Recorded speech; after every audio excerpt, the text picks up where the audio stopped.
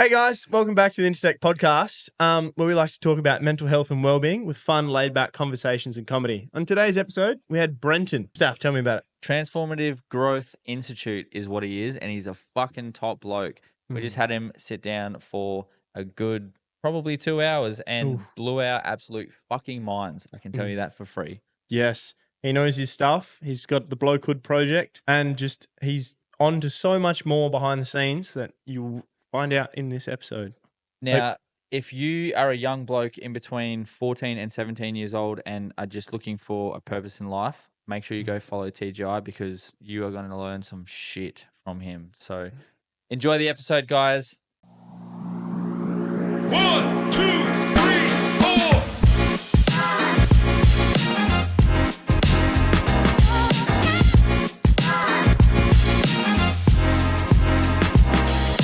Welcome back to the Intersect podcast. We've got a very, very special guest here. Fucking ready, mate? I'm semi-ready. We've got a very special guest, Brenton. He's fucking doing a lot of stuff, and I can't wait to dive Mr. dive TGI into it. himself. Yeah, TGI. that's right. Love it. Welcome, mate. No, thank you, Jen. Thanks for having me. This That's is all awesome. right. I just walked in and just looking at the setup you've got here. It's absolutely like epic. I love it. It's a good vibe. I'm feeling it. Yeah, well, I want to dive straight into some of your stuff because, Let's do it. yeah, we've got Straight in. some things. So can you just give us a bit of an introduction? Yeah. So yeah, my name's Brenton Wellington. Born here in Geraldton, but then shortly after that moved to Broome. I spent like 18 years at Broome, all my childhood and youth up there. Kind of leaving Broome, I then kind of, really in Broome, I'd say very outdoorsy, fishing, camping, surfing. Yeah. Had motorbikes and stuff in the backyard. Dad had a motocross track and stuff built up for us kids. So like just a very outdoorsy, active, fun lifestyle. Like honestly, the ultimate dream to be brought up there. And what my parents like provided us kids with was absolutely phenomenal. Like very privileged to have had that. Dad had a boat building company up there, and mum worked in the office and looked after 4 kids that at sometimes were absolutely, I don't know how they did it, like running businesses and 4 kids. It's absolutely nuts. But it wasn't until kind of like I went off to university in Perth and moved there and studied full time. I finished a degree in environmental engineering. And then finishing environmental engineering, I worked in office as a consultant for like a year and just kind of hated office life. I was just boxed in this concrete jungle. And that kind of done my head in. So then I was like, got out of there as soon as I could and then went crayfishing with my younger brother. He was crayfishing at the Borealis Islands at the time, and then jumped on a boat for the first time crayfishing and just did that for a couple of years and saved money. And How was crayfishing? Back when I was doing it, I kind of related to like the hardest thing I've ever done in my life. Yeah. So like it's the hardest job I've ever done. Any other job I've had after that, I compare to crayfishing and everything else is easier. So like just the hours we were working and the manual labour and 2 a.m. starts. Yeah. 6 in the afternoon fishing, like when the white's running and stuff, which is coming up to season now. Like it's just long hours. Like credit to the guys still doing it. Because it's seasonal, hey? Yeah, well, it depends on they've got. I feel like the quota systems change every year. When I was doing it, they were kind of trying to figure out the best way to manage the fishery here. But I'm pretty sure they fish all year round now. They've just got a quota system to catch in different zones they can fish in. Yeah, sick. But then so then friggin' went travelling for 3 months in Europe, and that's when things really started to shift for me because then I had like these 3 months of doing nothing. Yeah. And I was coming closer and closer to like, what the hell am I going to do with my life? Yeah. And that's when I was just like, I don't want to go back to the office. Crayfishing is destroying me after a couple of years already. Yeah. Like, I want to kind of wanted to find purpose and passion, and still as a young man, not trying to figure out who I was as well. And so then I just kept just jumping into stuff like just personal training. Friggin', I got into like the whole network marketing scene there, trying to like live this life of freedom. And like network marketing for me was like the first time I was introduced to like personal development. Yeah. Right. Yeah. And, Okay. Throughout my whole up until this point at like say 2023 maybe, like I was like watching mates and stuff go through so much hectic shit, like drug and alcohol abuse, best mates' dads committing suicide, mates trying to take their own lives. Yeah. Like just this fucking shit show of stuff that the men around me were going through. And I was just like, Yeah. probably didn't understand it because I didn't really feel or affected by the things that they were going through in their life. Yeah. But I was seeing it Yeah. in a The lot result, of my mates, yeah. friends, and it was like just when social media started popping, so the shit popping Oh. up. And so anyway, so then like after that, it was kind of like opened my eyes to personal development and like motivational speaking, and I was like, this is shit hot. Yeah, Like, this yeah, is yeah. wicked stuff. That kind of personal development stimulated into like, okay, then I was a young man dealing with my own stuff as well. Yeah. Trying to figure my own self out, like what the hell's life about? Who am Yeah, I? yeah. I was going through relationships and they were like breaking to pieces and left me like emotionally destroyed. Yep. Especially after coming back from like Europe and stuff. And Mm. I just had this hell meltdown of like, what do I do with all these emotions that Yeah. I'm feeling, sort of thing. So that's when I kind of bumped into personal development and I started getting coaching and Yeah. stuff like that. And I was just like, what the fuck is this shit? Like, Yeah. this is helpful stuff, learning about emotions. And it's shit that people don't fucking hear about. And eh? I got this coach for like 6 months and we're doing this like life coaching thing. And he was talking about purpose one call and he's like, you know, what do you want to do? And I was like, I don't know, Yeah. mate. Like, this is what I'm paying you this fucking Yeah, money for yeah. you to tell me. Yeah. What am I going to like? Isn't this what this is about? Yeah. He's like, what are you pissed off about at the moment? You seem pretty pissed. I was like, yeah, I am pissed. Like, I'm pissed off that I'm learning all this shit now at like 24, Yeah. 25. Where was this information when I needed it? Yeah. Yeah. And my mates needed it, like back in at 16, 17 sort of thing. And he's like, Yeah. oh, that's an interesting concept. Why don't you play with that? Yeah. So then I was just like, fuck this. I'm going to go and write all the things I wish I had known as a Yeah. younger man. Yeah. And that's how what I started now with the Blokehood project Yeah. was just teaching young men everything I wish I had known at their age. And it's just a continued evolutionary growth of like, that's what these camps are now. I run camps for teenage boys, Yep. take them out for 3 days and kind of teach young guys the shit I wish I had known. Yeah. Which has evolved into TGI, which is Transformative Growth Yeah. Institute. So is that why it's only a certain age group? Yeah, so I feel like 14 to 17 is like that's the last kind of chance you have with young men before they turn adults. Yeah. And Yeah. it's not even that they're men yet, but it's like the last chance, you know. I think we can all relate as guys, like there's that pinnacle point. Like I feel like 10 to 13, we're still like looking up to Yeah. our parents. Yeah. And we're like idolizing them. Yeah. Like mum and dad, you just like superheroes. Yeah. But then it's like there's something that happens and then all of a sudden we're like, oh, actually I don't want to like Hmm. look at my You're in that parents next anymore. stage. What are my mates doing? Yeah. So then we go and start looking what other men are doing in our lives. And when I started looking at what other men were doing in my life at that age, drugs, alcohol, sex, you know, like whoever can hook up with the most chicks in the weekends, like the biggest man, or whoever can drink the most is the coolest. So then I was looking at all the, you know, the guys working in my dad's shed and they're like, oh, you know, Butch, he loves my nickname back then, like, you know, fucking, you got a girlfriend yet? You know, I'm like 13, 14, you know, like walking home from school. Where's you, you know, have you got a girlfriend yet? Yeah, if you you still lost your virginity, sort of thing, you know, like. Yeah. So like, I just kind of like, there's no real path for young men to step into like what's ultimately a rites of passage in our culture of men Yeah. for what it means to be a man. It's fucking hard to, especially being a young bloke and getting swarmed by all those things. You know what I mean? Like, what the I'm fuck sure do you can say relate, to like, that? you look at like, okay, what was our so 18th birthday? Like 18 is like you're a man now. You're 18. You've got legal rights and everything else. But like, how do we celebrate our 18th? Yeah. Getting pissed. Yeah. Shit face. Yeah. How the fuck does that even Just- set us up for life? Yeah. Blowing out your 18th birthday. And then from then on out, you can go to the pub. Yeah. Yeah. That's where you're going to be every that's weekend. literally though, isn't Yeah. it? But yeah, get a job, start in a little bit, and you're like, all right, let's go, boys. It's time for the weekend. Yeah. First job is to like pay for your bloody alcohol. Yeah, yeah, rate. exactly. And like, you've honestly like since 14, you can't drink until you're 18. You can't drink until you're 18. And it's like as soon as you turn 18, it's like Off rightio, leash. Let's get Band-Aids fucked off up. now. Let's go. Yeah. Let's fuck this shit up. So it's like that's our introduction into masculinity. Yeah.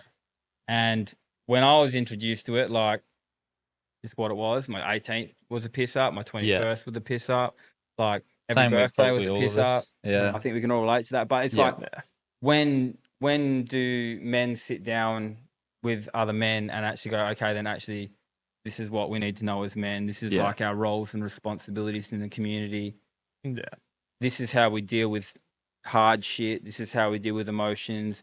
If you're going through something, this is where we turn to. Like Doesn't none of us have happen. them Yeah. conversations. And I think the hardest thing for men is to speak up. Yeah. Like there's Fear I of don't judgment think is just there's not one. Well, I mean, there are probably courses out there, but like in our fucking society, especially with like mental health, if you open up, you're a bitch. But why is that? It's Exactly. Why? That stigma shouldn't be around because it goes, oh, if you speak up, you're in touch with your feelings, or you fucking, Yeah. Why does it have to be like that? I don't understand. And I think that's one of the main things I kind of bring to the camps I'm running now is with young men. It's like we honestly have the same conversation. It's like, why is it so bad? Yeah. And I think doing it when they're young as well, like you didn't have that. No. I've never had that. I'm sure you've never had that. There's no, like your dad doesn't sit down. Like I remember when I was a kid, and I was just telling my oldest daughter just before, because she's 9. And when I was 9, I was coming home from school. And Dad, if you're watching this, I'm sorry, but I would get home from fucking school and Dad would be sitting on a couch exactly like this, pissed, passed out, fucking, bottles everywhere. And like you said, I would be excited to see Dad get home, and then you see Dad doing that, and you're like, well, I'll just fucking leave then, Yeah. What's the point of hanging around? I never got this is how you're meant to do it, or this is how you speak up, or hey son, if you've got something like to say, like tell me, like I'm always here. Yeah.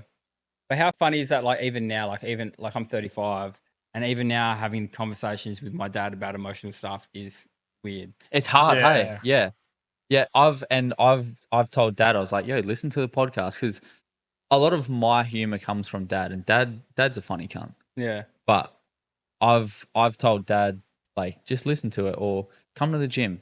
Look, because he's super depressed. Yeah. Or he's a lot better now, but he's like, me as a young kid would not have known that he was going through something. No. But we hide it so well as men. Yeah. And then you kind of speak to him now and you're like, Dad, what's wrong? And he's like, oh, this and that. It's almost like, oh, I shouldn't be talking to you about this. And it's fucking, it's awkward. I remember my dad tried to give me a 21st speech, and I was at uni at the time. I had all my major birthdays around uni exams time, so I was like a piss up in between exams. But like, yeah, my 21st, and my dad was like giving me this speech on the phone, and over a speech, but it was just so challenging for him to have these conversations. And it's funny because like as a younger guy, like when I first stepped into personal development, I felt this real frustration with my parents. Yeah. And I was like almost pointing the finger, like, why didn't you teach me this shit? Yeah. Like, and I like was blaming them for a lot of stuff, and I was really angry. And it's just, I feel like it's a natural process, like we have to go through as young men to kind of actually distance ourselves from the nest or become our own man and have our own thoughts and realize our parents aren't superheroes anymore. But it was just like, I actually had to step back and go, actually, like my dad's never got any of this. Exactly. Yeah. Like my dad, you talk about your dad on the couch. Like my dad just busted his ass at work all day. Yeah. Come home, have a couple of beers, and by 7 o'clock he's in bed. Gone. Like mum's cooked dinner for everyone. Yeah. Mum's been working as well, busting her ass. And it's like coming home from school. Yeah. Yep, dad's finished work. Oh no, he's not. He's in bed. Yeah. Yeah. And we had to spend our time on the weekends where dad made the effort to kind of take us out on the weekends, but during the week we Didn't never really see him. saw dad. Yeah. It was, we were raised by a very strong mum. So it's kind of like, it's just interesting that the dynamics that kind of end up. It's crazy how it's changed over time as well. Like nowadays it's so much more, I don't know, it's just, you don't have that anymore. It's very different environment. And there's more like judgment towards everything nowadays, which does make it a bit difficult. There's so much information out there. Yeah. Like, and I look at how dad and that grew up, and like what dad and that went through is like, okay, becoming a man was like very simple. You worked, you survived, you provided for your family. It's very simple. And I kind of explain it to now as like you're going to the supermarket. Like back then it was like, what do you want? meat, fruit, veggies, milk, cheese. What are you going to cook for dinner? That's kind of your basic diet sort of thing. Now you walk into a supermarket and it's just like an overwhelming sense of information, and you've got packets of this and boxes of that, and it's like 14 different types of apples now to choose from. It's like fucking, where do you even begin to start picking at things? And it's not like necessarily that they had it any easier, because they definitely had their harsh times as well. But the amount of information we've got now to filter through and to try and figure out what it means to be like a good guy in this world, or you know, it's fucking, it's next level. Yeah, no, it's fucking difficult. That's a good analogy going into a supermarket. Oh, you fucking grab something and you think, oh shit, that's good for me. Probably fucking dog shit, but you don't know that. It's even like trying to pick it, like you, like trying to pick a movie on Netflix now. Like I spend more time trying to fucking pick a movie. Where like back in the day, it was like Blockbuster, you know, like go and get the kid. Like we've got 10 new releases to pick from. That's it. Okay, we'll pick that one. And that was it. You know, that was your movie for the watch night. That, go home, fucking take it back and then pick another one. Now you're just sitting there for an hour trying to fucking pick a movie. Through like Netflix. I know. Stan. I know. You know, like there's just like too many. And it becomes very challenging to try and filter out what's actually valuable information. So that's what I try and bring on the camps is, you know, like quieten the mind. I feel like because we live in this world where there is so much chaos. I feel like when we can actually slow down and think for ourselves and not be influenced by so much shit running around our heads, we actually know right from wrong as men. Like we know morally what's good. Like if we actually stop and slow down, like we know that's probably not like a good idea. We know that's not safe. Like, and it's funny. Like when I take these young guys out in camp and take them away from their mates, their family, their friends, these young guys actually show up as like pretty powerful young men. And it's like, I feel like if parents were a fly on the wall, they wouldn't even recognize their own kids out there. Like I just the ultimate best experience with these young guys and see all their greatest and beautiful qualities because they're just like there to show up. And something funny happens when young men are together because we talk about like shame and stuff. Like, I'm not sure if it's like, remember when you see like young guys hanging around older guys, like there's this sense of like you're trying to like impress. So when we've got all these older mentors and facilitators around that are like promoting like this is a better way about going and doing things and holding themselves and conflict resolution, you know, these young guys are looking up just like, oh fuck, this is new, this is cool, this is cool information. So it's like we use like, you know, shame to kind of press guys as well to kind of like, you know, we have an example on camp. We had this young guy doing a boot camp and he was just a natural leader. And all these young guys, he had his little group of guys that every time he stopped doing something, the other young guys would stop doing it. Right. So it's kind of like that male shame. I was like, okay, then let's see if I can play with this. And it's like, hey mate, you know, every time that you sit down, your mates sit down. What do you mean? It was like, oh, you got a couple of copycats, mate. Like, when you stop down and stop doing something, they stop. Like, why don't you just lead them down the right path and do something good? Oh, you talking shit. It's like, oh, try it, mate. Stand up and start working out and see what happens. Stood up and his little posse of men kind of And then he looked at me and he was just surprised because he couldn't see it. Right. You know, something that seems so obvious to us. And the problem is like, as adults, we kind of look at behavior and we're like, you're just so lazy, stop being a little shit. Like these young guys actually don't know. They haven't been guided or they haven't had a sense of direction of what it means to be a good man. So we kind of stimulate and plant the seeds so that they can actually figure out themselves because who the fuck likes being told what to do? Exactly. You know, the big thing in these camps is like we want young guys to figure it out for themselves and figure out the men they want to be. And then, and then I went to the other guys around him and said, oh, how come you're always a little sheep and follow everyone? You know, like bit of playful banter. What do you mean? I said, oh, every time he stands up, you stand up. Every time he sits down, you sit down. Why don't you just be your own man? It's just an observation. I'll leave it with you. That'd be fucking, that'd be in their heads too. But that's what we need. We need to actually think about the behaviors, the awareness to actually make our own changes because, you know, it's that same old saying, you can lead a horse to water, mate. You can't make it drink. So just put a little seed in there and make them start thinking about the behavior, and they realize, oh, actually, I know the answer to this. Yeah. I'm going to participate. Yeah. So it's interesting. How often do you see like the blokes in there like come show up and fucking do like 100% of what they think that they can do? Oh, I reckon I think they're all reserved. Yeah. They're all holding back. As they would be though. Yeah. It's like anything, new environment, something, stepping into something. You got to think like we're talking about some pretty big things on camp. Like even us just talking about emotions for one thing. This is what emotions are. Yeah. You know, this emotions is fucking huge. You know, like we think about being grown men and still finding it awkward to have these conversations with mates or parents or brothers. Yeah. So these young guys at 14 to 17 are for the first time in their lives probably seeing these conversations take place. Yeah. There's a lot of giggling and laughter, like of uncomfortability. Yeah, I feel like us guys generally like to use a fair bit of Humor. to deal with shit, which is why I love the theme of like, you know, mental health and humor, because it does work. It does. It just brings light to such a fucking shit topic. Yeah. Mm. Oh, my mate's got the most morbid humor ever as well. Like, yeah. oh yeah.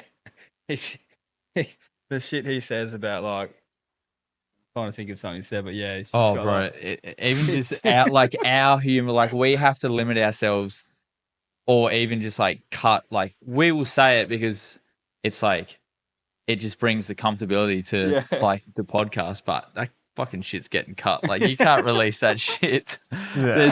There's just so many things that just, and it's just like, I think like you said in the last episode, it's like a heat of the moment joke. Yeah. You know, and then you just say it and you're like, oh shit, that's getting cut. That won't be in there. You know, but it just like are using humor to bring it gets you out of that awkwardness and brings the comfortability back, because you're like, oh, I did something bad, but then you laugh about it and you go, so that's more of it's a good thing to talk about. Yeah, good exactly. I think it's like processing the fucking, like some of them big emotions that come out, like provoke a pretty like, there's stored emotion there. There's like, there's memories there that are painful. Yeah. There's shit that you haven't probably dealt with.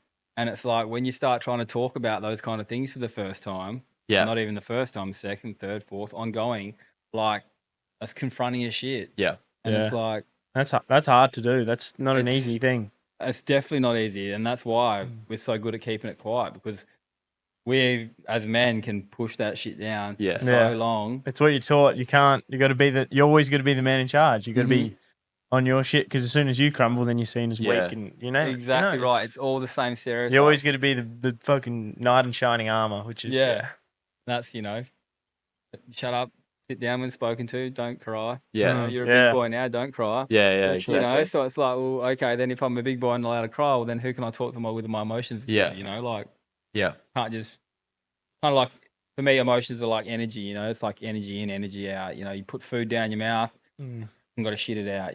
Water in, water out. So when the emotions come in, you know, they've got to go somewhere. You can't shit them out. You can't piss them out. So you've got to move them out, or laugh them out, or speak them, scream, and like cry. I mean, that's what we cry for. Shake, dance, move. You know, like even crying. Like crying is, I know. I mean, ever since I've been with my missus, I think I've cried once or twice. But even if we're watching like a sad movie or something, I can feel this fucking thing. I can feel the lump come up my throat, and I'm like, if you fucking cry, you're a bitch. And I can see her in the corner of my eye, just going, I'm waiting for you. Are you gonna drop a tear? Because she can feel it. She knows. She's already sensed it. Yeah, and you're fucking you gotta swallow that ball down just so she doesn't see you cry. But then you go walk off, and you're like, shit, god damn, that one hurt me in the soul. That one. It's an interesting concept though, because like I talk about the same exact thing. Yeah, these young guys. I'm like, you know that ball you feel in your throat, like, and it's fucking huge too. You're trying to swallow it down, and it's just like, fuck. It's like, why don't we just let it out? Because at the end of the day, like that's the alarm bell. That's the thing saying you've got shit there. It needs to come out. If you don't get it out, I mean, we can push it down, but I kind of explain it as like trying to hold a basketball underwater. Fucking And have you ever tried to hold like a beach ball or something underwater? Like you can do it and control it, but you're eventually going to get tired, or you're eventually going to become weak. or you're going to be full of fucking piss. Yeah, yeah. Which is when it normally comes out. Yeah. And as soon as it comes out, it's like this massive explosion of just like anger, frustration, grief, laughter, Every bit of emotion. sadness. Like love comes out a lot in men. Like, especially towards the boys. yeah. Like suppressed love and Yeah. connection with your best mates and stuff. But you never go and hug your mate or never tell your mates you love them or. And so as soon as you're pissed, it's like, brother, I fucking love you, exactly. come here.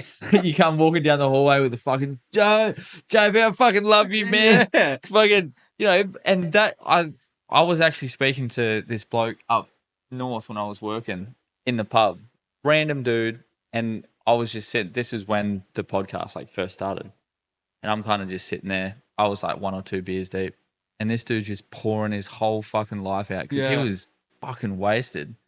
Good dude, but just like letting everyone know his shit. I just went over there and sat next to him and I was like, brother, whatever you're going through, it'll pass, but fucking let me have it. Like, I'll fucking take it all in. I don't care. Yeah. And it's, as soon as alcohol is involved, boys are just like, they just relax and then just shit comes out. It's funny though, because when alcohol's not around, guys are so scared. Awkward. To have a conversation. Yeah. Which is dangerous because like when we are struggling through shit and when we do go and approach our mates sober, like our mates don't know what to do with that. Yeah. You almost get like a sense of almost rejection. Yeah, you do. They'll almost be like, oh, this is too much for me. Like, maybe you should go somewhere else and do that. Yeah. Like, come on, bro. Like, now's the time. It's not the place. Like, so you like, as much as everyone's all for, like, okay, then, I've got your back, bro. Like, da-da-da-da. You can say all this cool shit when you're pissed. You need to be able to back that shit up with your mates. And it's just about knowing that, like, I think with men, we always try and fix our friends as well. And, like, at the end of the day, like, when we're going through some hard shit, we don't always need to be fixed. Like, we just need to be able to fucking express. Get it out. Yeah. We need to be able to get that emotion out of our... The old empty the backpack. Yeah, the old fucking. I had one of my very close mates on, Gaz. He's an ex police officer. Yeah, and he has probably one of the best analogies that I've heard, and I've used it near on every episode. Is you have to unpack your bag at some point in your life. Like, you're gonna fill up your backpack, like you said before. Audible underwater. Yeah, you're gonna fill up your backpack. You're gonna fill it at some point. It's gonna get too full, and it's just gonna fucking pop. Yeah. Sometimes, even if it's in small doses, just take one thing out. Fucking like say something. The next time, take another thing out, and just fucking keep unpacking your bag. And it got to a point with, because him and my missus are quite close. I was at work. I didn't even know, but he called up my missus and said, like, hey, can I talk? And she said, yeah, of course. As soon as he heard her voice, he just cried. Yeah. For ages. It's amazing what a feminine voice can do. And he said it was just that motherly instinct. Yeah. That he just heard in her voice and just cried. Safe. Yeah. And it just like came over and they had fucking cups of tea and they organized Lego blocks into colors. Yeah. And that's all it was while he was talking about his shit. Yeah. And it's fucking like, that is such a perfect thing to express or tell someone, because no one thinks about that shit. No, see, you just need to be an ear. I think that's what, like most men, can take anything out of what we're actually saying here. It's just like to be an ear for your mates. Like, don't need to fix them. You don't need to solve their shit. And they're not expecting you to do it either. But it's just like, at some point, when it all becomes too much and your backpack is too full, you just need to unload a little bit, and just sharing and talking. And it's funny because, like, I was thinking about the things that I wanted to like bring up on the podcast, and we're talking to you guys, and shame was one of them. Like, and I feel like so many men walk around with so much shame, and it's like there's a bit of like, people just don't understand why people overshare shit on Instagram and stuff, and it's like. And it wasn't until I started doing the work that I realized why people actually share their shit for. And it's not because they want anyone else to listen to it, but it's just a way for them to unburden their shame that they're carrying. They don't really expect anyone here, because like once you start talking your shame and your insecurities, it's almost like you're now taking ownership of them. Yeah. So like shame, they say shame doesn't survive being spoken. Because if you can speak about it and you can be honest about it, well then shame is something that you carry in the dark, no one else knows about. So if other people know about it, now you know that's how can you be ashamed of something that you've actually fucking shared to the world and not afraid to share anymore. Yeah. So it was just like That's this. deep. Yeah. It's good. crazy, because like I've seen it in so many like the events and workshops that I've been to, like literally like this hectic story, but like one of the events I went to, there's like 100 men in circle. And the first part of that was like getting our gear off naked so that we can be seen for our bodies in front of 100 men. And it's funny, like footy clubs do it all the time. You know, like big part of like this body shame. Like I grew up thinking like your cock had to be fucking 10 foot long or whatever, you know, like last 4 hours in the bedroom, you know, like all these bullshit stories. So like I actually as a young man developed like a lot of sexual shame, thinking like I've still had stage fright. I joke about my mates with it all the time now. Like they'll come and piss right next to me, and they'll be like, "Bro, come on, mate!" Like, fucking, it's facts, all right. It's fucking facts, man. Like, and they'll just come and stand right next to me. They're gonna piss or what, mate? Like, and I'm like, fuck, all right, come on, mate, we'll help you piss. You know, like they were on board with it. You know, like 'cause it's just this funny joke. I was like, yeah, all right, no way. So I've actually got a lot better because it's just like I'm not embarrassed or like trying to hide it anymore. Bro, that's fucking so funny. Just a quick story. Because we had the girls' dance concert. Yeah. I went to the toilet and I was like, "Fuck! Hopefully no one's in there." Yeah. I shit you know. I went in there. It was empty, right? I'm like, I can piss in peace. Sit. Yeah. I started pissing. So relaxed. Shit, you know, this 10-year-old boy came in. I instantly stopped, pulled my shit out. I left. I was like, fuck that. 10-year-old boy. It's the thing. I was like, nah, I can't piss next to anyone. It's fucked. And my mates joke about it, you know, like, oh, come on, you coward, you can piss in public sort of thing. And it's like, it's all good banter and stuff. And I'm aware of like, but it's just a mental fucking, I don't know. It's just this mental shame of like, you know, and it wasn't until like I was stark as in front of people, you know, declaring all my insecurities and shit and going around and call it like a shame circle. And it's like when you can stand naked and just declare yourself. Yeah. Like essentially just like there's no fucking fear of anything anymore. Yeah, exactly. You know, you've got guys, you know, big thing of like, I thought I had like a small dick my whole life sort of thing, you know, like literally. And like that was like one of my biggest fears around having sex and not losing my virginity till I was like 19 was just this huge fear of like people were telling me your dick had to be like this and I was watching porn, you know, and big everyone's fucking, dick's like this. Big 12-incher. Fucking hell, like there's no way I'm going to be able to compete with these dudes. I better keep this thing in me pants, you know. Keep it to myself. Yeah, so like...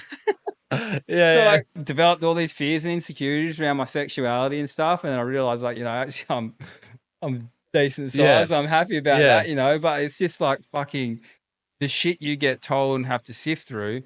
But when you're confronted in circle with men owning your truth, cock and balls out, like there's no fear in that anymore. Like, you know, and it's shit like, you know, like dudes just putting their hands up saying this is something I'm ashamed of, or this is something I've fucked up, or this is what I'm not proud of. And just, you're not fucking trying to coach anyone or talk to anyone about it. It's all dead silence, but you're just going around just sharing your shit. Yeah. And no one's fucking listening to your shit, I challenge you, because you're fucking sitting there starkers. No one gives a fuck what you've said, so it doesn't matter what you say because no fucker's going to remember it because everyone's there going, sitting there like, cock and balls everywhere. What the fuck? Am I doing this right now? This is fucking weird, you know, but it was just like healing and empowering to just have that much confidence. Yeah, I guess it'd be awkward as fuck if you just start fucking getting bricked up. Oh, mate, wow. There's just like 100 dudes just like, yo, what's going on over there? All right, you need to chill out. Like, why is that Hamish and Andy's like power move? Like the ultimate power move, just getting bricked up in circle. Like, well, no one's gonna fucking do anything, are they? That's fucking gold. Yeah, fuck. That would be that would be an experience, hey? Yeah. So I feel like once I've done stuff like that, like people go, you're still afraid of like public speaking and talking in front. Like I'm still shit myself every time I speak, but I feel like I can regulate myself a lot better. Like, Well, that's one thing I wanted to bring up because, like obviously I was there when you were at Cutthroat Conversations.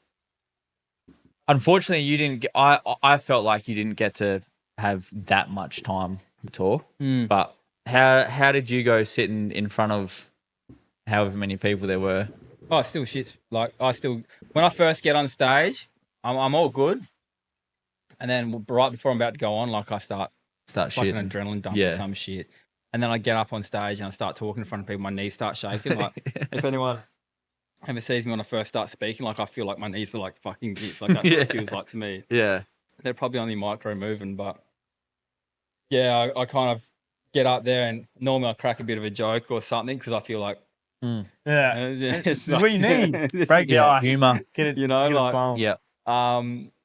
and that allows me just to relax and just kind of, but, you know, I put myself in some pretty challenging like situations, speaking situations, with all the coaching kind of things I've done, like challenges, like go and sing on the street in Brisbane in like the busiest street and like sing for a minute straight sort of thing. No shit. So just random shit, or you know, the whole go and hug 10 strangers in the supermarket because I went and made this sign back when I first started doing like trying to grow and overcome fears and insecurities, and make a sign of saying like giving out hugs sort of thing. And like I've seen a couple of yours, like just interviewing people in the gym and stuff. Like, that's on on my Zog. You know, so things like that, like new things, are just extremely awkward and intimidating. Bro, the first one that I did that was fucking awkward. I know the feeling, because you kind of just stand there and everyone around you is just like looking, and you're like, anyway, man. It's fucking. Well, that's what it's all about. Is just like pushing yourself, like get growing. uncomfortable. Because like we're taught kind of in today's world, like, you know, like men should be all right to cry and just, you know, like almost like mollycoddled sort of thing, like, or just like wrapped up in bubble wrap, you know. But I feel like there's a certain amount, like as much as men do need to learn how to emote, there's a certain level of toughness that men need to adapt to. And like, it's fucking time to like, I always say it's like, okay, then today might be a day you need to just go and get some emotions out, go to the beach, have a fucking primal scream or have a cry or do whatever you fucking got to do. Unpack your backpack. Do what you need to do to unpack your backpack, because tomorrow it's game on and you need to be able to show up. You know, like you do. Like that's what life's about, is just keep fucking pushing. And what that actually does is when you can regulate the two, you build so much more capacity to deal with more. And then you find that, okay, then you can go to work still and then you can still run a podcast. You know, you can still then go to the gym and do other stuff because you've actually built this. And you become like a full role model then, like, you know, for people to look up to. You want to be, you know, the best you, so people will.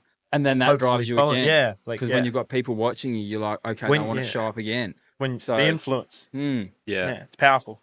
And then that's you need to unpack more of your backpack. You have to go through that stage. Unpacking. Rightio. I'm ready to brave face again. Let's go. It's a good cycle, but it's good to get it out. But that's the kind of growth. It's like just keep fill the backpack, unpack it. Fuck, that's a wicked analogy. It's such and that was the first time I ever heard it, and I was like, fucking holy shit. It's so true, hey. Now talking about like speaking and traveling and fucking all that shit, Get his little list. I like it. Mate, I've got a couple of little things here for you. Okay, what do we got? So can you give us some like insight? Because you went to America. Yeah. Right? Was this for the Blokehood thing, or was this just kind of... America was more network marketing days. That was early stages of network marketing and stuff like that. Yeah, okay. So going to events, attending events, speaking on stages. Like, we kind of were linked up with this lady over there who was like fucking multi-millionaire in the company, and she got us to do this skit in front of 3,000 people. And like me and my best mate were like, this is like my first ever speaking in front of a lot of people. Yeah. And my mate was like, hell cool, and like, it'll be right, don't worry about it, you know, like we get on the piss tonight sort of thing. Like San Diego, like this is wicked. Anyway, the day before, like all week, I've been like, let's practice our lines, let's make a skit. No, we'll be right. Day before, he's like, okay, let's practice. And we started practicing. It was fucking horrible. Yeah. I'm freaking out. It's like the next following morning. I might have been thinking, but we might have actually practiced that day or something. It was something stupid. Yeah. And he was just like, what the fuck is wrong with you? Like, you can't even remember any of your lines. He's like, do you want to swap roles and you can do my lines? I was like, brother, I can't remember my lines. How am I meant to remember yours? He's like, well, I don't know. This is fucking not working. Yeah. And I was just like, fuck. And I was just, I think we got through it once. Like, and I was just like shitting. And we were getting step on in front of like 2,000 people. Yeah. Anyway, time come. We had our costume. It was like a funny skit about being organised and not organised, and I was meant to be the organised one that was disciplining this, like I mean, my mate is just a sorry. reckless. Yeah. And I was like, fuck, this could be an utter disaster here, freak. Same thing, got on stage and I just saw these big lights and I just seen all these people and faces and I just immediately looked down. I was just like, holy shit. And I remember just staring at the lights because I didn't want to see anyone. And my knees were just full on fucking, like I felt like my heart was about to come out my chest. And then just started speaking. And then before I knew it, everything was done. Yeah. Everyone was clapping and laughing and we're getting all these applause. And then like all weekend people were coming up to us like, oh, that was the funniest thing ever. That was hilarious. Yeah. And I was like, I don't remember any of it. Yeah. I just threw myself in there and it just happened. Yeah. As it needed to. Like wild, probably, hey. And that's like been a great lesson of mine. It's just like when you're sitting in fear about uncomfortable things, like it's like skydiving or bungee jumping or anything you're about to do before I go on stage, like I know there's so much fear. But now I've actually built like a relationship with that fear. I know what it feels like. When a fear hits and I'm uncomfortable and I'm scared about doing something, I know what that feels like in my body. I've got that relationship with that emotion. Yeah. And I know once I get over that, as fucking hard as it is sometimes, once I get over that mountain, you're like good. it's all smooth sailing, like, it's fun. And then I finish and it's just like this euphoric high. Yeah. And it's just like this natural high of like, I just did that shit. And it's like, that's the ride we get to take with our emotions, where if we choose in life to just try and numb all those emotions, we don't get that high of what it feels like to overcome something so scary and then get the euphoric feeling of doing it. Yeah. And then the experience of it all as well. Yeah. Like we miss out on so many. Well, I would say it's probably not as big as that, but like starting this shit, this was fucking. This is huge. That's the thing. I don't know anyone that's doing podcasts in Geraldton. No. I don't think you're so. like literally pioneering podcasts in Geraldton. Yeah. It's like next level. I think, we just need to fucking promote ourselves a little bit better. But, starting this shit was fucking scary. Yeah. Putting yourself out there for the first time. Yeah. Looking like an idiot. Who are these guys wanting to fucking do a podcast? Yeah. Heroes. Bro, I was over a mate's house and he's probably going to be watching, but it was like, I was just sitting there and he was doing something crafty or whatever. And I was like, yo, what are you doing over there? And he's like, oh, I'm doing something for my little figurines or whatever. And I was like, I must have said something like, oh, gay or like something like that. He's like, you started a podcast in your garage, can't fuck you. Yeah. And I'm like, oh, shit. Okay. I'm sorry, man. Holy shit. I think and we do need to realize that, like in our culture, especially like as men, we pull the piss a lot. Oh, yeah. I'm terrible for it. That's our first. I feel like it's our first language. Is Love just language. to fucking just to pull the piss. Yeah. But as soon as we go into the gym, like me, you, Regan, fucking everyone in there, it's just almost instantly a fucking roast sesh to see who can fucking not come back with the best roast. And then you're just like, damn, I get fucking. But that's like it's beautiful at the same time. Like I think there's times where like it does get a bit too much, and I've definitely had to like have conversations with mates and even brothers and family. Like, radio, like the jokes are enough. Yeah, like, calm down. It's starting to burn. A bit, like, I'm struggling to take all this in. Yeah. Can we pause on the fucking jokes? But yeah, like there's a certain level of like camaraderie that we develop as men of like actually being able to joke and pull the piss out of each other. And and then, which is, I think, again, the best thing to do. And that's the whole thing of the podcast. It's just like, if me and JP can just sit here and just fucking roast each other and make people laugh, that's fucking... Have a good conversation. Yeah, exactly. Can you tell us a little bit about Preston Smiles? Yeah. How was that experience? So he was he was the first guy I ever seen on YouTube. Yeah. So I went through this, like I was with in a relationship for 2 years when I was prey fishing and young, and when she decided that she didn't want to be in a relationship anymore, they fucking messed me up. Like, it was like heartbroken, didn't know how to deal with it, didn't know what to do, just never really understood what to do with emotions. Yeah. Didn't know how to process them. It just felt like it fucking hurt all the time. Yeah. So I found this guy on YouTube, and he was just this quirky dude. Yeah. Like just throwing fucking all these little quirky like analogies and like unpacking the backpack side and stuff like, oh, whatever you resist persists. Like there's still like there's things he's saying like just keep. I still remember now today. And I was just like, wow, this dude's pretty charismatic. I actually saw him in America. He was speaking at America, and he come on stage, and I was like, this dude's fucking legendary. Like this dude's got it figured out. Yeah. Like he was just like almost like a bit of a figure for me, like a role model. And that's when I started watching all his stuff, and then he ended up launching this. He did 2 programs in Australia. One called the Bridge Experience, was like a extreme leadership,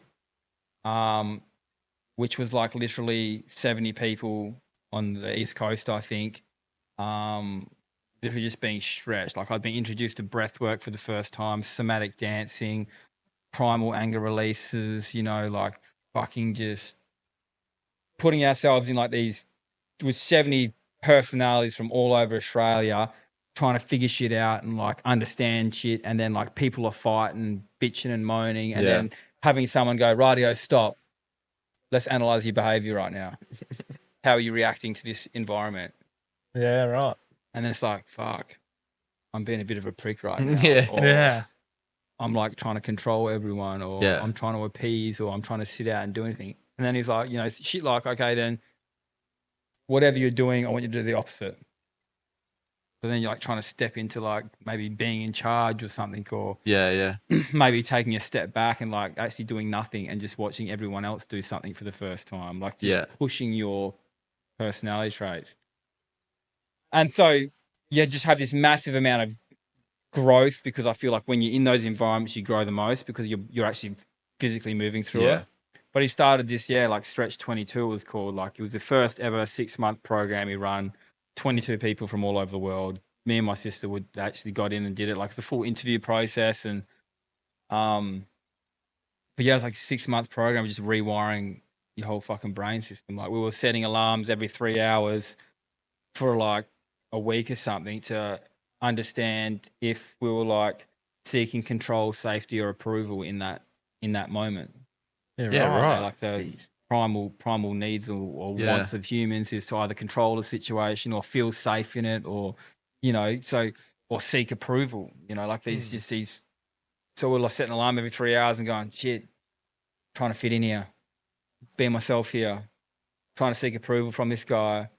I'm playing it small here, and just really becoming so attuned to your brain, really, and who you are as a person. Really discover yourself. Yeah, really discover yourself. And it's like quieting down the mind, or develop this practice, or literally reverse engineering. If I was to develop a program to speak to young men about everything I wish I had known, what would that look like?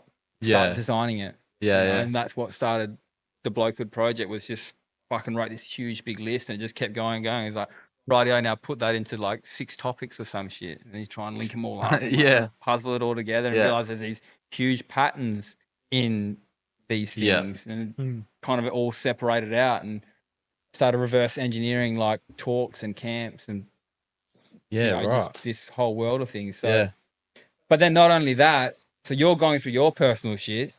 Now you're sharing your personal experiences to the rest of the group in the Facebook group.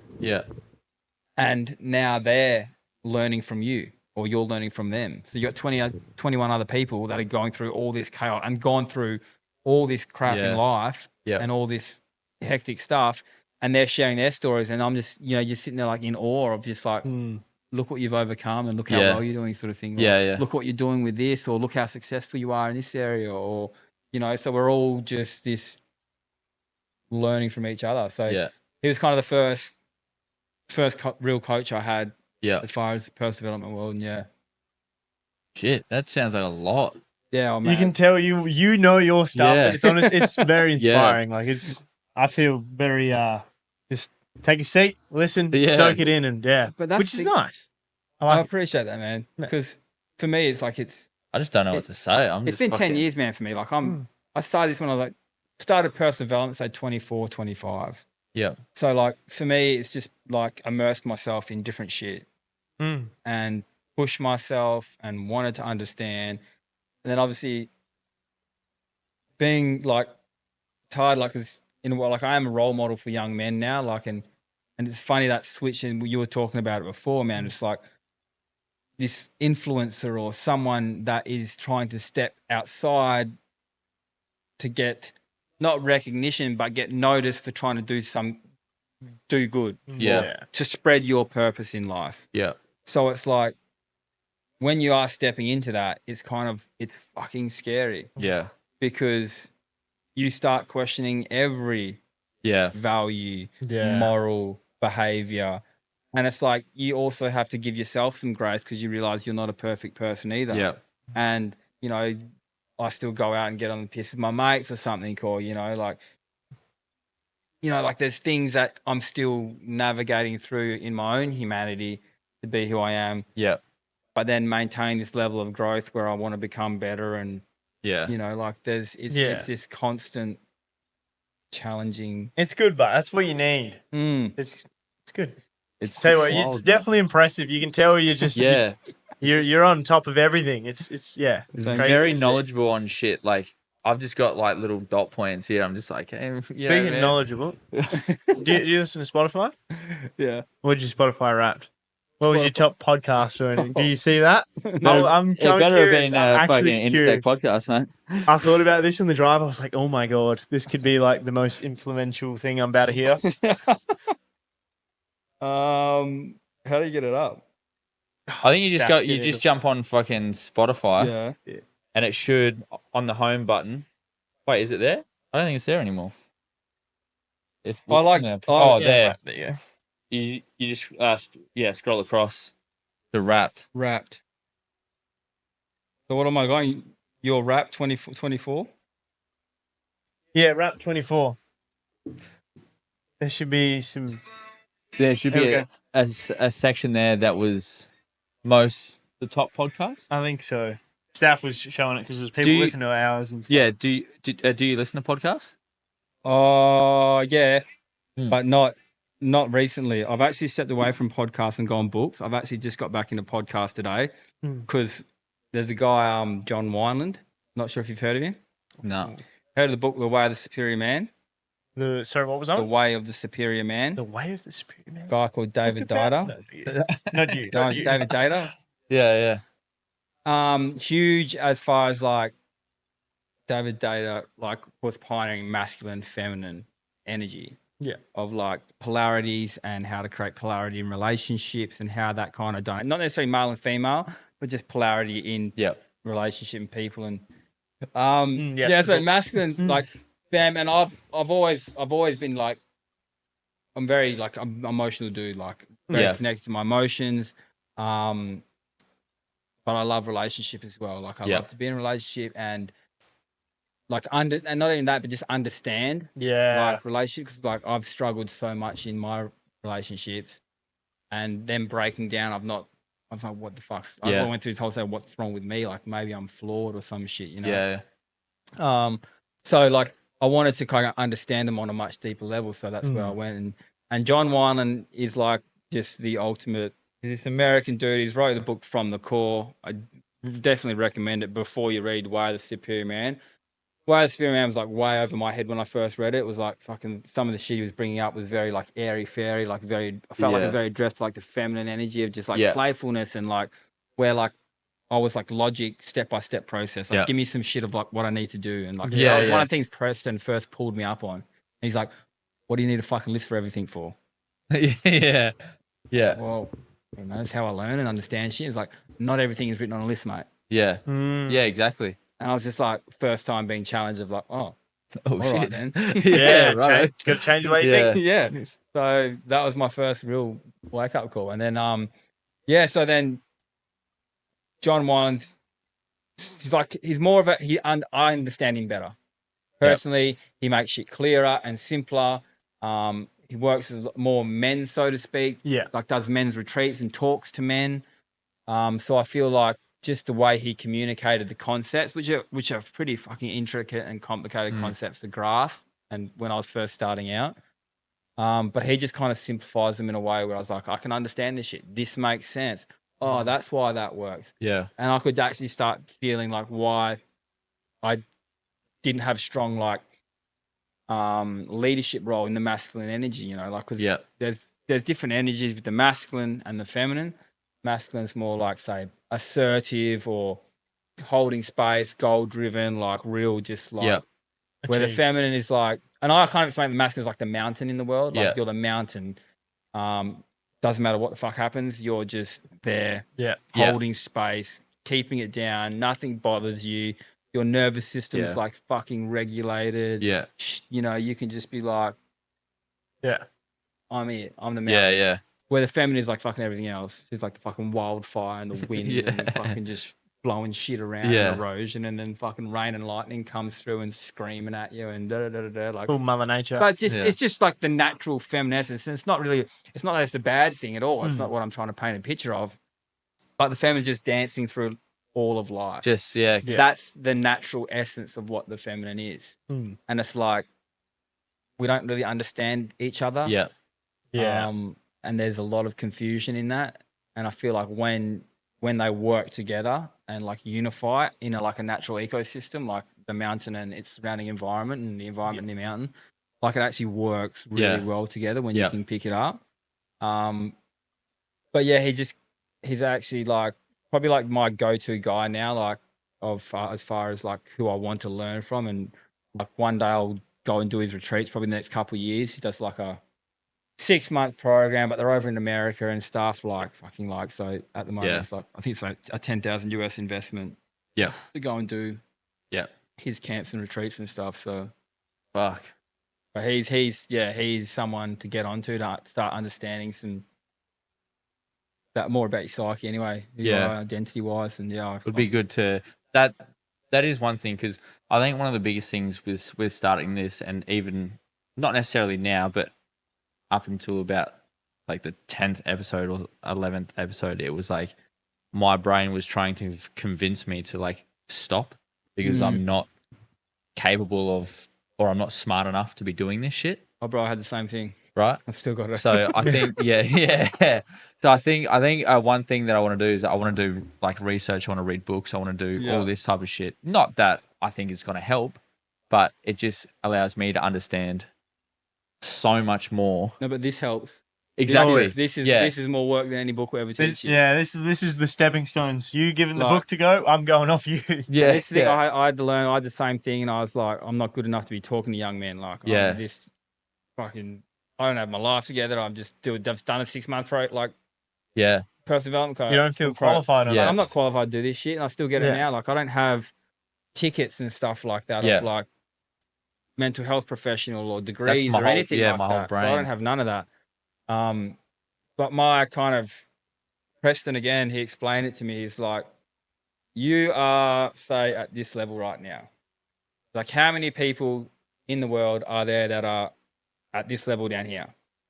Yeah. And I was like, oh, probably fucking shitloads. He's like, well, then who's going to talk to them? You think this guy up here is going to be able to talk to them? Yeah, no. No. So you need someone down here to be able to talk to these people down here. And when you bring them up, then you'll be up here. You'll be learning so much more. Shit. Jeez, bro's good, man. Bro's fucking good, all right? Shit, this is why we get him on. Fuck, no shit.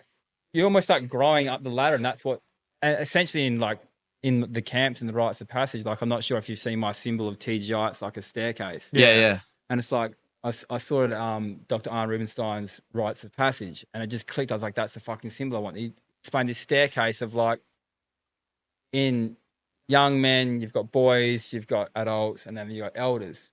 And what happens is in rites of passage, in I'll speak into men, is like you've got young boys that are becoming teenagers and becoming men. But if the men aren't growing up, what happens? You create this kind of dysfunction in the community where you've got young boys that don't know who to look up to anymore. Yeah. Because there's no one else leading them. So they go and try and lead their own path and go down this way, and have no idea. So essentially in community, we need people to be rising up together. And then eventually you become an elder in the community and you're foreseeing what's going on in your community, but there's people rising up with you, sort of thing. So you're kind of all climbing up the ladder together All instead going of together. like it just being another shit show of Shit. growth. But like that's what I mean. Like it's the hardest thing you've already done. Yeah.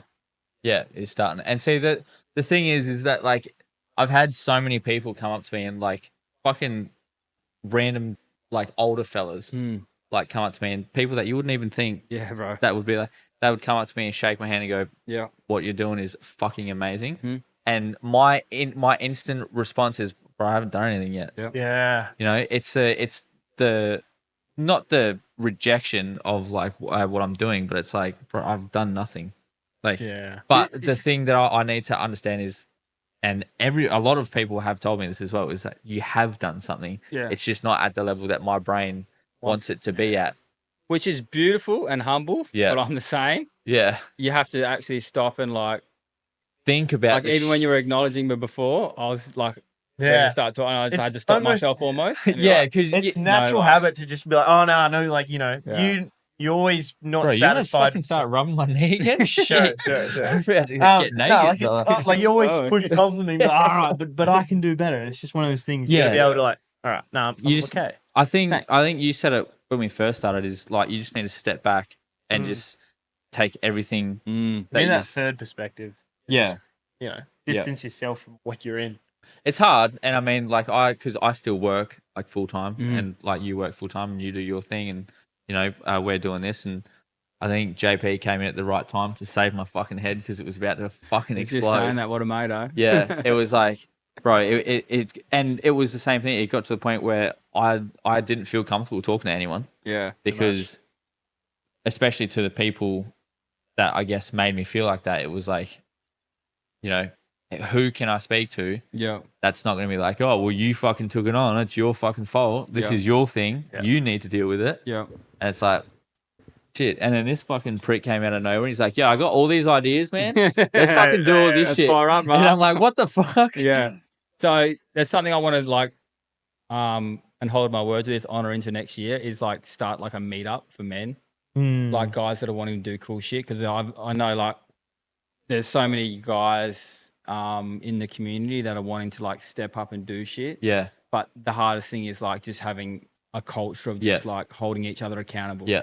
Because I feel like that's really lacking in my life, of having like guys that I can like, okay, then let's just go and have maybe whether it's a workout and coffee and swim sort of thing on a Sunday morning, or like a whiskey one evening, and just okay, let's just sit down and just go, rightio, where you at? It would be where you want to go, and what do you need to do to get there? Yeah, it's something that everyone needs. Accountability. Yeah. It needs to like have that community where we go, all right, on this day we're gonna go to the fucking foreshore. We're gonna have a pint, and then from there we're gonna go to the fucking beach, and then it's fucking something that needs. It's so. I keep saying, oh, I'm not going to be there all the time. And it's like, I'm not. It's like, it's not about fucking me all the time either. Like, I need to be able to take myself out and say, I need to get like a group of guys that can just, we're all capable have everyone of doing this fucking shit. Like, just whoever's there, someone step up and fucking facilitate this thing. This is what we're doing today, gents. Or fucking whatever. Like, we've got capable men here, capable minds. Let's talk about this today, or what do we need to talk about today? Yeah. One of the things that I wanted to bring up, because I read on the website, was I think one of the questions was like, can I use my phone on camp? Yeah, on camp. And I loved the response that was just underneath it. Can you give us a little bit of a? Oh fuck! What did I put there? It was something. It was something along the lines of like the first thing was just like no, just straight up. Well, no, it's like at the end of the day, like what we want to do on camp is like. The first part of like, say, any rites of passage, so to speak, and we're not really a rites of passage. We're a leadership camp, but like we're trying to create separation. Yeah, I feel like if we bring all the same familiar things from out there in the real world at camp, you're not going to get the best experience you can get. Exactly. You know, we want these guys to rock up like shit themselves. Like, Yeah. intimidated, scared, no phone, no mum, no brothers, no friends. You know, Get like them where we they have encourage to force them out of their shell new almost. people. I did read the age restriction. Like, we Yeah, only do yeah. this because of the specifics in this and that. Which is sick. It's all age specific stuff, and but yeah, thanks for bringing that up. But yeah, it's like, so we want to like shut down mobile phones because it's like at the end of the day, like mobile phones are a huge distraction. Yeah. And like we don't want young guys to go and have this amazing like epic experience during the day and then go, all right, let's just Fucking doom Sit scroll there at and- night. and then just not even integrate anything, because we can have all these kind of lessons and epiphanies throughout the day, but if we don't stop and think about them and understand and integrate them back into our systems, it's just like more information. Like I've just had a day of information and now it's just been wiped through. Yeah. Yeah. So it's really about like giving the young guys the best possible opportunity to soak in the lesson that they've actually learned and instill it into their fucking cellular systems again. It's so sick. So they can take it away. Because phones are a massive distraction. Oh, yeah. Huge fucking distraction, especially doom scrolling. I can't get away from. That's Yeah. like at the gym. I always do my little learning thing for like 10 minutes on my treadmill, and then I've tried to like get away from Instagram. Every time I catch myself on it, I'm like, I'll like sit in notes or something, just write some stuff down for this. Yeah. Like that's what I used to do all the time. Be like, all right, I'm just gonna try and push, and it's hard because you'll be like, all right, now I'm gonna go and scroll a little bit because you get that little dopamine hit, and it just I feel like dangerous nowadays, and it's Yeah. you create that you only see the specifics of the people doing the best. Like, for example, gym, you go to the gym, you look at everything on Instagram. Yeah. Everyone's on, steroids and this. Yeah. And you're like, oh, damn, why can't I look like that? Why am I nowhere near as close? mate. But then you get everyone around you that are like, damn, bro, you're doing so good. And it almost creates that comparison. Yeah. Comparison is a thief of all joy. It is. Honestly, it's crazy. That's what happens. I think it's just human nature to do it. Mm. But Especially it's a hard one, that, because like for men, like I feel like body image is a huge thing. It's more than most people think. Like Yeah. to have a strong, physical, capable body. Like, I mean, I'm still at 35, still trying to figure out like fucking how to get shredded and whatever else. Yeah. You know, like it's not something that.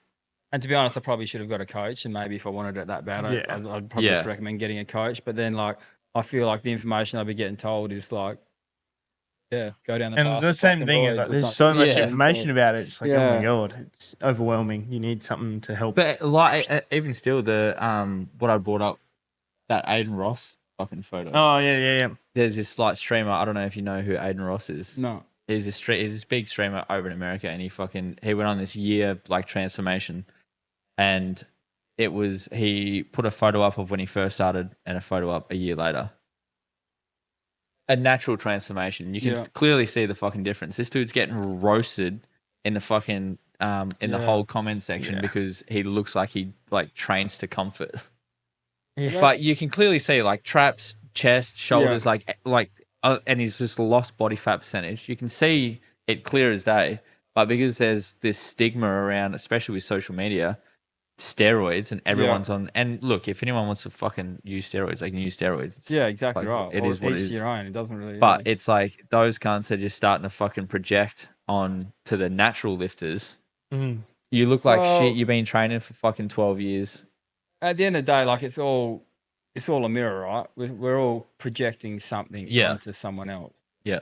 And it's like, at the end of the day, like it is an insecurity in us all. Like Yeah. as men, it's an insecurity. Our body image is an insecurity, whether we're taking the piss out of steroids or you got people taking the piss out of you because you're not fucking doing steroids. Yeah. It's an insecurity within yourself. And the fact that you're projecting shit on other people just means how alive your insecurity actually is. Exactly. Because like, You always have the right answer. It's fucking good. I love it. So I just kind of see it now, and it's like with everything I do. Like if people are pulling the piss out of me or making jokes, I instantly just like, it's almost like a sympathy thing. Like you're trying to get a kick or a high out of trying to pull the piss out of someone. Yeah. You know, like there's a difference between like having a laugh, pulling the piss with your mates, and then like trying to bring someone down because you're fucking trying to make them feel inferior. Like some people don't know the difference. I understand that, but at the end of the day, like I'm just I'm more about like, okay, then let's kind of bring you boys up here. Like, let's Yeah. get around each other and pump each other up because I know how good that feels. Yeah. Over. Yeah, you'd rather that feeling than fucking getting burnt out.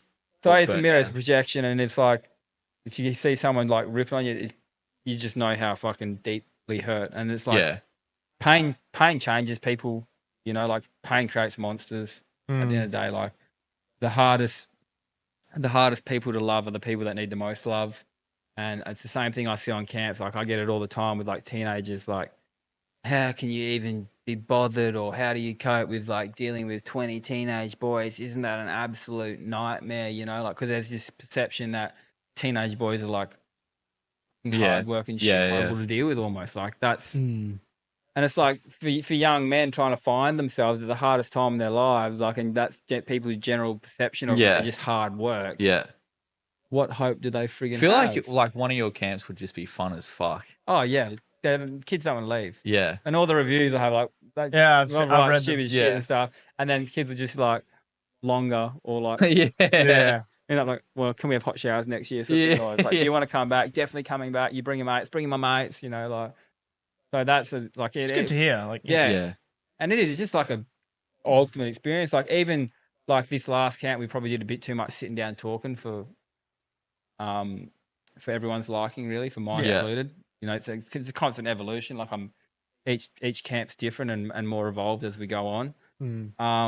But in saying that, it's not like, I hated it because there was too much talk. Yeah. It's like, if we do another one, can be the less talking and more like activity sort of thing. And it's like, So is there like a basic default type of thing that you do every camp, or is this there's main core things like, say, talking about emotions. Like we bring up the emotional wheel with young guys as well. Like, because I feel like most people only have like a happy, sad, angry, grief. That's the extent of their emotional understanding of things. But it's like, we take anger, for example. We can feel anger for a range of different reasons. Like, we might feel anger because someone actually hurt us. Yeah. So because we feel hurt, we are now that's going to show up as anger everywhere else. I'm hurt, so I'm going to be angry and frustrated and pissed off with the world. Yeah. Where we kind of teach young guys to go, okay, if you're feeling angry, track that back down deeper into why are you actually angry? Like pinpoint what actually happened to make you angry. Yeah, right. And then you realize it's like dad didn't fucking want to hang out with me. Yeah. He was pissed on his couch. Yeah. So then you kind of realize that's the issue, not that you're this angry. And this is where probably parents and educators and other people in the world need to realize that, you know, the way these teens are reacting is because there's something underlying. Yeah. There's something that is you might not necessarily have set them off. It's just from something else from the past. They need a what do you call it? Backpack unpack. So things like that. That's what we're trying to get the young guys to be aware of themselves, because they are the ones that have to be able to change themselves. Yeah. So we're trying to teach young guys definitely things like that. You know, the physical challenges. There's things that are core in there, and then we're just trying to mix things up.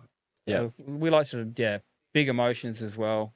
You know, just talking about big emotions. Yeah, it's so sick, man. I fucking love, because I got told about you from one of my mates. I think I told you when we did the thing, Jordan, and she was like, "Yeah, fucking, you should go like suss his thing out." As soon as I read your thing, I was like, this motherfucker needs to come on the podcast.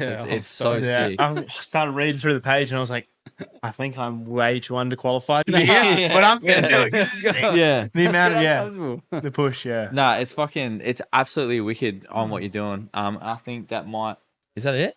You reckon? Do you have anything? Happy to. I had a lot of just little funny bits and bobs, but give us some. I left them out. I didn't want to go too far. Yeah, go on, let's go. Nah, pop one in there. What's your? Don't be awkward. I want to hear, like you said, you just crack a joke when you get on stage. I want to know, like. Wait, I thought that this is. I want to see. This is just off the dome. I'll tell you a funny story, right?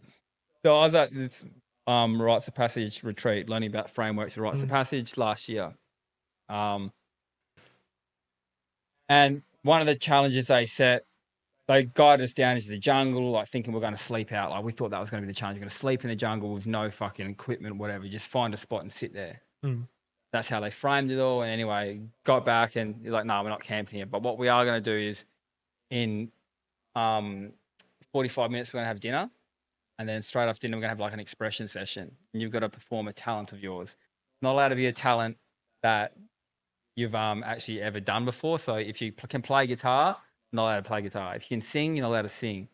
And I was like, yeah, right. so I was like, fuck it, you know what? Like I do a bit of freestyle in the car, like just for words and like articulation and stuff. Kind of freestyle. I'm just gonna put a beat on and whatever. I'm just gonna freestyle. So for the whole 45 minutes I was meant to be working on something, I was just like, nope, I'm not doing anything. I'm just gonna stay as relaxed as I can. I was trying to be this, I'm just gonna have a calm nervous system. I was like, everyone else is gonna be freaking out. I'm not freaking out at all. Like I was just fucking. Anyway. I was like the third person to go up, and about the person in front of me jumped up, and I had a full meltdown. Like I was waiting to go on. I was like, I can't fucking do this. I can't fucking do this. I can't fucking do this. I was like, it's not happening. I can't freestyle right in front of all these people. What the fuck am I thinking? And then literally, I was like, fuck this. I'm doing stand up. So then I was just like that same kind of joke I just. I started writing down these jokes. I was like, fucking hell. This guy's name was like Arn, and all weekend people like call him Arn, Arne, Dr. Arn, and just no one knew how to pronounce his name. Yeah. And I was like, so I've been calling you doctor all week because I actually don't know how to pronounce your name. You know? And like everyone just lost it because everyone that whole weekend was just like fucking didn't know how to pronounce his name.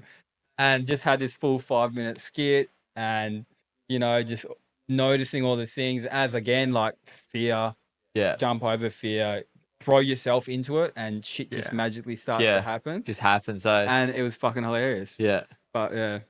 That's fucking so sick. It's sick that you went from like freestyling to just like, it's still... Meltdown. Yeah. Bro. Freestyling knees start going again. Yeah, the old knees were shaking. Fucking started looking like Elvis. If anything, I can just kind of just say like my next upcoming camp is the April. Yeah. The 14th to 16th of April this year. Yep. Next year, 2025, 14 to 17-year-olds. So it's a 3-day camp out at New Cara Farm. So we've locked that in. At the bathtub. Got some pretty cool shit, pretty cool people coming in to kind of help run it, facilitate it. Got ice baths this year. We've still got physical challenges. Like, we want to push these young guys and see who can last the longest in the ice bath. Can I identify as a 15-year-old? Yeah, man. And then just like... Not with that hair, mate. All right. All right, mate. Fuck. I'll wear a wig, all right? Fuck. Hey, 15-year-olds can be bald. That ain't saving it, brother. Oh, is that the one we cut out? Yeah, that's fucking... That's staying. Everyone knows I'm bald. It's fine. Yeah, chuck your fucking... I will also chuck your website and shit down in the description, but fucking plug your shit. Yeah, so it might be hard to find me because I've always been known as like the Blokehood project. Like that was like my baby when I was growing it. Love the name too. Yeah, so I actually to develop the name, I kind of just wrote a list of like 10 names and like sent them to my mates. Said which ones do you like. It was like had shit like the mateship movement and like all these other things. But this was the one that stuck out the most. But yeah, now I'm trying to branch out a bit under TGI, Transformative Growth Institute.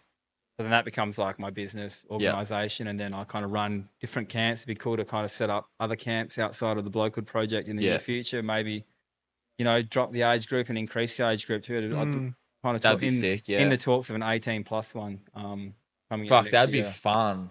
Yeah. 18+. It's not just piss ups. Yeah. No alcohol and no phones. No alcohol, no phones. So you don't have TikTok brain. Just pure awkward moments. That'd be fun. Oh yeah, it would be. That'd be fucking wicked fun. 18+. Because you're gonna grip people like just everyone that hasn't had that little like, you know, haven't had your talks and the this that, and it's just like now you're 24 and you feel like you're still in that awkward moment of 18 or 17. Yeah. All right, mate. That was fucking absolutely amazing to have you on. I cannot wait to just sit there and just indulge in that again and again and again. All the best bits out. Yeah. I'll chuck all your links and stuff in the description. Yeah, thanks very much, bro. It's been absolutely amazing. Yeah. I'll be fucking tagging you in the clips. There'll be some fucking funny shit getting posted. Yeah, I'll be the whole time it's just going to be me sitting here like, no way. Just gobsmacked. Yeah, literally. I was like, damn. Do you sell those hats? No. So these hats are Special. only ever given out at camp. So the idea behind these hats is that the young guys that come to camp get given a hat. Yep. So that when they see these hats in the community, they know, oh, you've been to the Blokehood project. Sick. And we've got our sense of common. Yep. So That's the same reasoning behind the Intersect shirts. Yeah. When we first made that fucking clothing is way off. But yeah, the same thing. Like when people see that brand, they're like, we're kind of the same. So I want to make some TGI hats up with Blokehood on them. Yep. But yeah, the Blokehood alone is like limited. Yeah, edition. that's what you want. They're sick. Fuck, they're It's sick And hats. it Yeah. signifies your achievement as trying to better yourself in that as well. Like, and that's part of the process of like coming through camp. Like you get awarded a hat. Yep. When you complete the camp. Yeah. Beautiful. All right, guys. We'll jump over to TGI. You're only on Instagram. Instagram, Facebook as well. Facebook's TGI. Yep, beautiful. I'll tag him in the description. thanks, guys, for watching. Yeah, obviously, we've had Brenton from TGI, Transformative Growth Institute. There's a lot to learn. We have learned a lot from you. It's been very nice having you on. Obviously, if you want to see stuff or want stuff to be put on, let us know at intersect.pod24@gmail.com. That's our little email. Send it there. Otherwise, Instagram, we're always on that. So we use a lot of stuff off there. But yeah. Which is what? Don't do it. It was so perfect. Intersect Pod. Follow us on Instagram. Follow TGI on Instagram and Facebook. Follow Intersect Podcast on YouTube and Spotify and Apple Podcasts. Yeah, so my handle's Transformative Growth Institute. It's a bit of a mouthful, tongue twister, but if you get the spelling right, you can't go wrong. That's right. And it will be tagged below and fucking everywhere else over the next few weeks. So thanks for watching the episode, guys. Peace. Peace.